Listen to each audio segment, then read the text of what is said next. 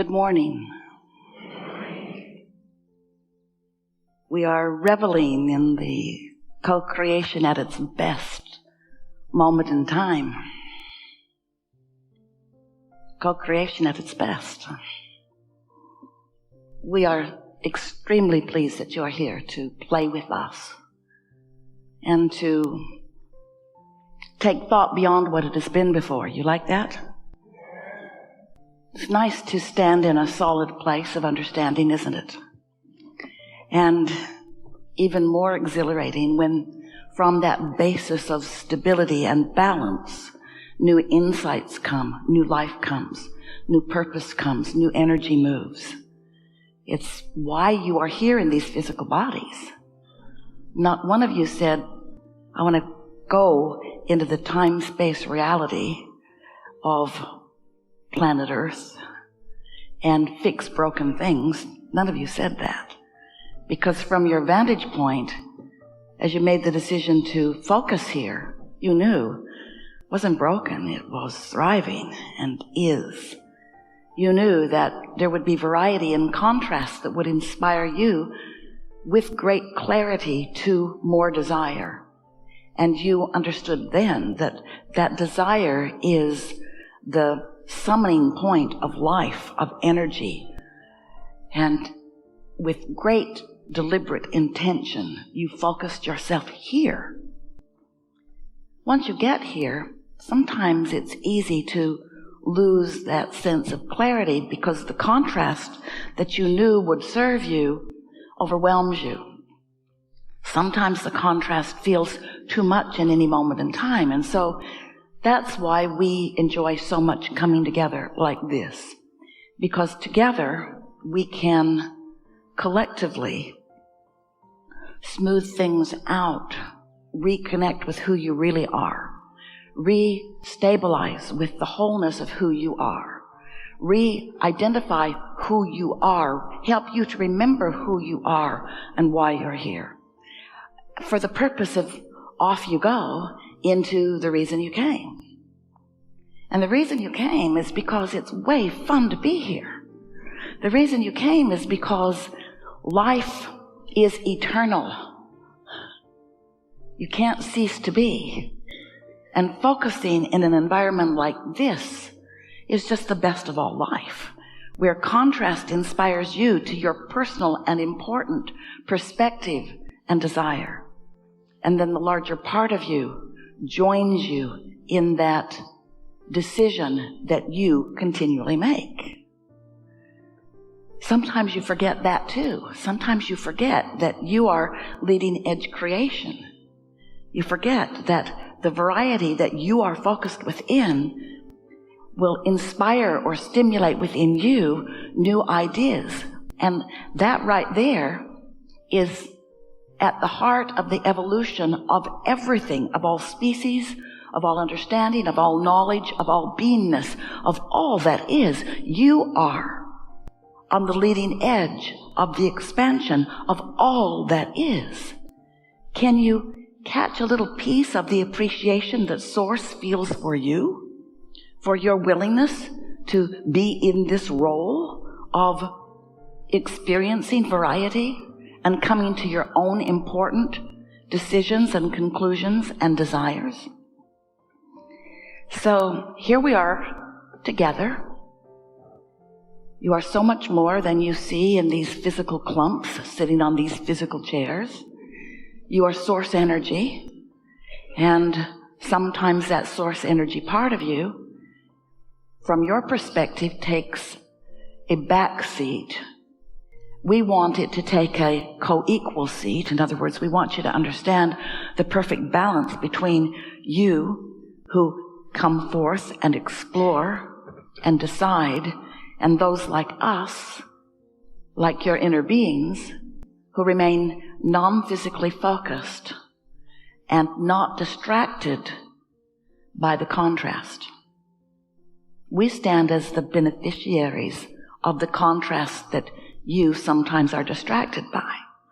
So when your life helps you to know what you don't want and therefore helps you to know what you do want, long before you are able to articulate the specifics of what you want, You've been launching rockets of desires in the form of preferences that have given your inner beings points of attention to focus upon. And that matters so much because we all live, whether physically focused or non-physically focused, in an environment of vibration. And this environment of vibration is managed by the law of attraction, which simply means that vibrational frequencies that are same join. And that's what causes momentum. That's what causes more. So an easy way to say that is you get what you think about, whether you want it or not. Because your attention to a subject will cause momentum to happen. The difference between you in your physical form and the non-physical you, the inner being part of you, is that when contrast causes you to launch a rocket of desire, your inner being then gives undivided attention to the desire, while often, more often than you want to be the case, you stay focused on the reason for the desire. You tend to, as humans, because you've clustered together and confused each other, you tend to want to justify why you want that by pointing out how awful it is or how unfair it is to be experiencing something less than what you want. So you sometimes, without meaning to, hold yourself in a sort of defensive, justifying, pushing against what you don't want position, and your inner being never does. So what happens at the very beginning of you doing what you came to do, which is identifying what you want, at the very beginning of that identification, it's possible, in fact, really probable, in fact, you do it all the time, for you to split your energy because you've asked for something that you're not focused on. You still are asking. It's sort of like when you want your kids to take the garbage can to the curb and they don't do it, you keep asking them to do it because you believe that if you don't keep harping about it, that they're not going to do it. You don't trust your first request. Your children have served you not well by being so stubborn, because now you treat everybody that way. You don't sometimes believe that because you've asked it is given. Someone should write a compelling book about that. When life causes you to ask, it is given. It is a vibrational certainty. But because you're not used to seeing yourselves or understanding yourselves as vibrational beings, you don't realize that when you ask with your vibration, it is given vibrationally. But we get it. You're physical beings who translate so magnificently through your physical senses this reality into being. You see, you hear, you smell, you taste, you touch. That's the reality that you have come to rely on. And so a vibrational reality that you are in the process of creating doesn't really ring your bells, but we want it to. You don't get excited about something until you see it. And once you see it, it's old news. Once you see it, your ability to modify it is hampered by what it already is. We want you to free yourself from the bondage of what is. If you are really observant of what is what you're offering mostly vibrationally. And so you just keep regurgitating what is. Different faces, different places, different spaces, but same theme. Sort of like what you see in the movies. There are only 4 plots. We so adore chewing with you and helping you to remember that step 1 of your intention for being here is that the contrast will cause you to identify a desire. Step 1, ask.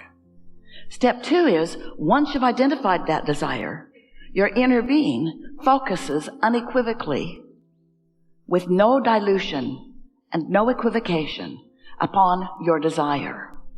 No defensiveness, no explaining, just purely upon what you want. And since the law of attraction is responding to both the physically focused you and the non-physically focused you, there is a potential, in fact, it's a sure thing with almost every one of you, that there's going to be splits in your energy from time to time, really often, because of what you're focused upon and the difference between what you're focused upon and what your inner being is focused upon.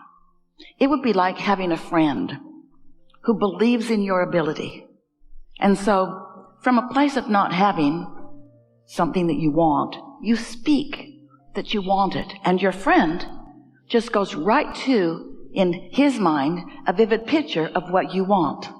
And sees that picture so clearly that your friend can't even see where you stand in relationship to it. It's like you want it and it's done. And your friend revels in your success. And you say, wait a minute, you dummy. I don't have that success yet. And your friend said, yes, you do. And you say, no, look at my bank statement. Look at my credit card limit. Look at where I am. And your wise friend says, why? You told me who you really are and what you really want. That's where I look. And most of you would then spend some time trying to get your friend to come back to reality.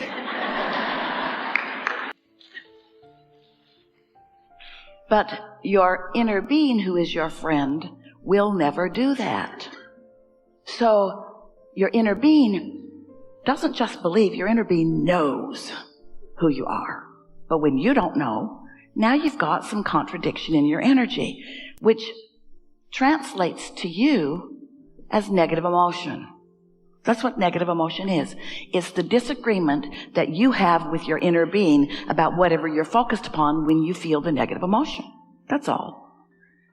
So, step 1 is you ask. Step 2 is source focuses toward what you've asked for. Step 3 is you want to use your emotional guidance system to help you get better and better and better at agreeing with your inner being about who you really are. Of looking in the direction of what you are now creating, not looking in the direction of what you have created before. And we want you to understand this past, present, and future conversation, because past and present, as you understand them to be, from your inner being's point of view, are all past. You say it's now, your inner being says it's past. Because what has manifested is old news. What is manifesting is what your inner being is focused upon. The energy that is flowing now, the dynamics of the energy that flow now are all that matters. And when you are a deliberate creation, you get your eye, you get your emotions, you get your awareness on your guidance system of what is flowing now. What is the direction of who you are becoming? Because, oh, friends, you are eternal beings. You might as well get used to reaching for more than has manifested. There's always going to be stuff in the process. But as humans, you want the stuff that's in the process to be out in the open where you and everybody else can see it and agree upon it, which is what slows you way, way, way, way, way, way down, because you don't revel in the process. You say things, but you don't mean it. You've coined a phrase as humans, the joy is in the journey, but you don't mean it. What you mean is, I'm willing to go through the sucky journey in order to get a manifestation that I really want. And when the manifestation that I really want comes, then I will be happy. But in the meantime, I'm just going to fake it. And we say, you can't fake it because the law of attraction knows your game. The law of attraction is taking you at your vibrational offering.